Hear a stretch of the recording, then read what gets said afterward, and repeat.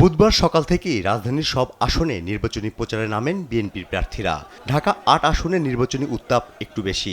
এই আসনে মির্জা আব্বাসের প্রতিদ্বন্দ্বী প্রার্থী এনসিপির নাসিরউদ্দিন পাটোয়ারি। নির্বাচনী প্রচারে মির্জা আব্বাসকে উদ্দেশ্য করে দিচ্ছেন তিনি নানা বক্তব্য।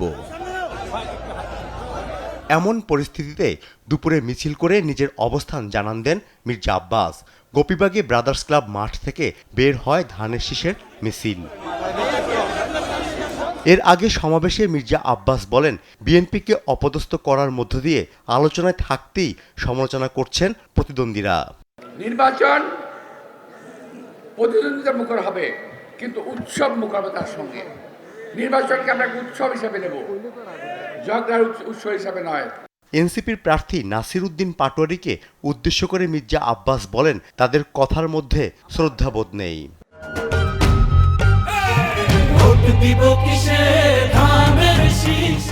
বাবা, তোমাদের বয়স এখনো হয়নি ওরকম, তোমরা শ্রদ্ধা করতে শিখো।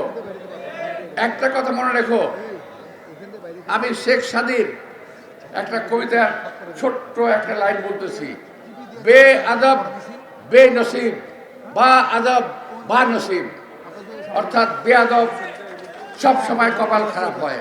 এর আগে সকালে রাজধানীর খিলগাঁও ও মাদারটেক এলাকায় জনসংযোগ করেছেন ঢাকা ৯ আসনের ধানের শীষের প্রার্থী হাবিবুর রশিদ হাবিব। এলাকার জনগণের সমস্যার সমাধানে আশ্বাস দেন তিনি।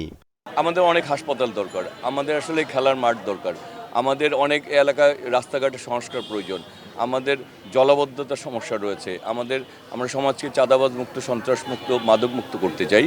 এদিকে ঢাকা ১৬ আসনের বিভিন্ন এলাকায় প্রচার চালান বিএনপি প্রার্থী আমিনুল হক। তিনি বলেন, জয়ী হলে এলাকার সমস্যার স্থায়ী সমাধানে কাজ করার কথা।